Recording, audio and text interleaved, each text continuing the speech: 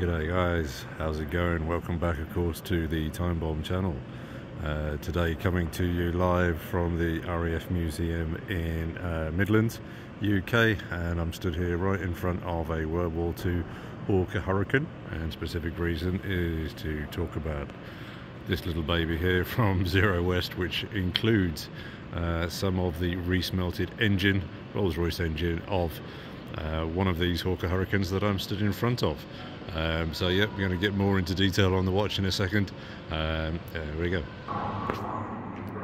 And again, so here we are in the museum, just to have another look, closer eyes on with H2.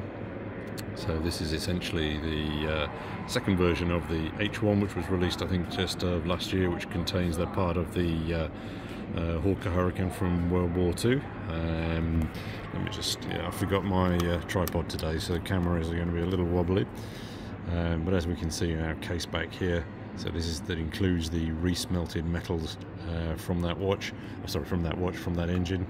And again, what we have with this watch is the slightly reduced case size, and yeah, some updates as well.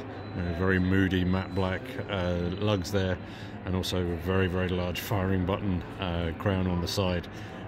When I first looked at it, I thought, yeah, the crown almost looks a little bit out of place, but the more I look at it, the more I think that it actually does fit quite well with the watch.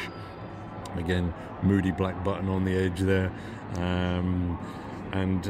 Yeah, very, very, yeah, I mean, as you guys know, I'm an absolute fan, besotted with everything Zero West. So I'm going to go into more detailed speccage, a little bit more background on the watch when I get home, as I say, because frustratingly I didn't bring the tripod for the camera, and yeah, you guys are going to get seasick if I keep doing all of this talking with the camera flying around. So yeah. Okay, so now back home, and found my phone tripod, which I kind of needed to make that review in the museum. But anyway, there we go. The best laid plans are clearly those that need changing. It was very good to visit RAF Cosford Museum though, and can highly recommend it. So the Zero West H2, the Battle of Britain watch that we have in for review on the channel today. It's not really a watch review. I think it's more of a salute to service, a nod to history, and some admiration of some quality British engineering. And again, I mean, so yeah, I've just showed you the video there. I showed you the watch there in the museum.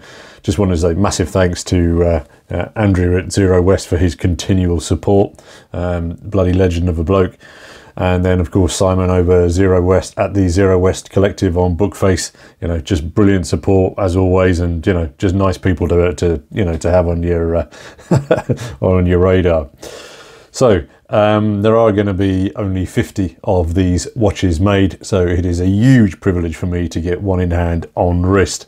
Okay, so why are they only going to make 50 of these, you ask? Well, the metal used within the watch is rather special, as rare as a rare thing.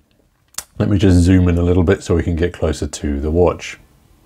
So the H2 is essentially, I think, then a follow-on to the hugely successful H1, which used metals in the caseback from that same aircraft. This one though is presented in that slightly smaller case body that Zero West has now started using, which is that 41mm, and as I've said previously, I think it's a really, really, really good choice, because it will allow their watches to be worn on a much greater variety of wrists, because of the recast metals that they use in here, and because of the general size of the case body. They are quite heavy, and thus, you know, may not appeal to all wrist sizes. But this 41, I think, you know, completely changes that. The first time I saw it was with the Flying Scotsman one. I'll throw a vid up to show the link up to the vid there. This H2 watch then was released on October 31st, the anniversary of the end of the Battle of Britain. Battle of Britain, of course, a clear turning point in World War II. From its initiation by Germany's Luftwaffe on July 10th, 1940 to its conclusion, end of October 1940. It's a significant moment in history to commemorate. The dial design, as with the H1 on the H2, then is based upon the slip turn indicator of the iconic Mark I Hawker Hurricane, and then of course the date code of the battle's hardest day, then 18th of the 8th, 1940. The pilot of that aircraft was Sergeant Alexander Girdwood. He was part of 257 Squadron. He was shot down, which, yeah, I suppose it's difficult to say this, really. The fact that he was shot down has allowed us to access to the metals here. He did actually manage to limp away from that downing on the 18th of August 1940. And so what we have, sorry, just let me go back to that again. So mounted into the watch back are then this central disc, contains that rare and original metal recast from that Rolls-Royce Merlin engine, which was of the downed plane P3708. Now the plane's location, the crash plane's location, was re-identified back in 1990, and I think excavation work started around that time by the East Anglian Aircraft Research Group. Fascinating, absolutely fascinating to see the items that they've excavated from that dig, including a flight glove wrapped around a gun sight, bullet hole maps, and I think you can see the remains of that plane and some more information around that dig in the Suffolk Aviation Museum. Now Zero West have tackled the machining of those repurposed metals with their usual high-risk, hard work approach. Lots of angle grinders, remelting, cleaning, sandcasting and sweat goes into working with 80-year-old metal from a plane crash. And that's essentially what you have held there within that central disc, and that's just there for you to forever cast your eyes over. As I say, I quite like the way that they framed it, or it sits slightly above. The way, of course, that they've done it here gives you a slight sneak peek into the movement on the back there, but I think it just sits so well with the plane's flight number, ref number on there as well. Sadly though, Sergeant Girdwood was killed in another Hawker Hurricane. That was plane V6852, and that was in October of 1940. And that occurred whilst he was scrambling to defend the airfield that he was stationed at as it was under attack. This ultimate sacrifice by him and many others will be forever honoured by Churchill's poignant words that you can see around the case back. Never in the field of human conflict was so much owed by so many to so few. Yeah, so the watch itself is not really presenting us, I think, with any significant changes over the previous of the H1 model.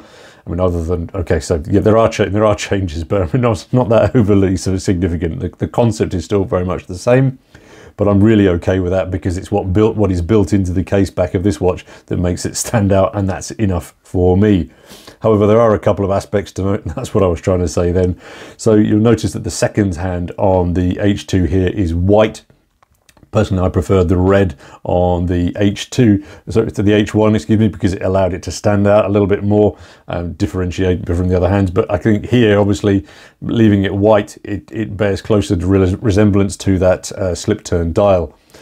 Also, as mentioned when I was in the museum, I wasn't 100% sure on the crown when it first came out of the box.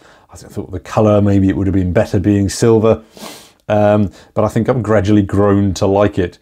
It now sort of reminds me a little bit of those Flieger onion crowns, and of course, due to its size, if you do have larger hands, larger fingers, it makes for uber easy operation, you know, setting and winding of that watch. Yeah, I mean, size-wise, I mean, yeah, it's kind of big, it sticks out, and maybe, I'm sure there'll be some of you who think that due to its size, it might warrant some crown guards of some description, or at least some swellings either side of it, just to protect it a little bit. But as I say, I've kind of grown to like it. There's something a little bit odd and peculiar about it as it sticks out on that side, and yeah, I like that. I mentioned the movement buzzing away inside that you can just about see under that disc. It's the Sellita SW200 Top Premium. And yeah, I was just wanted to reference there. So you can see on this one, what they've done is they've had to include these little mounting spikes around that central disc in order to hold it in place. Obviously, I think, you know, they don't have the metals available to cover the complete case back, again, because there's a serious lack of those base metals, meaning they've got less and less to work with. Yeah, again, I did quite like the, you know, the blacked out design on those lugs as well. It just adds a bit, it's very moody, isn't it? And I think they just melt perfectly then into these bespoke straps. Yeah. I think I've waxed lyrical about what I love about Zero West more than enough in previous videos, so I won't labour the point. Suffice to say that to own one of these watches, I think, is a truly unique opportunity to have an incredible piece of history tickling your wrist. And that piece of history, I think, is both a tribute to those that have fought, and it's the ideal way for a watch nutter to continually honour them. The watch to me is a celebration of British engineering, human sacrifice, the preservation and respect of our history, and a fine, fine looking piece of wrist candy. All right, guys. So yeah, the H2 super limited, and yeah, I'm really stoked to have had a chance to get my hands on one of these things. Yeah, I'm not sure at the time of recording this if they've sold out. I'll need to check the website when I get a second. But yeah, beautiful watch. Sorry, last chance wrist shot, everybody. I don't imagine I'll be getting one of these on wrist anytime soon, with them being so limited.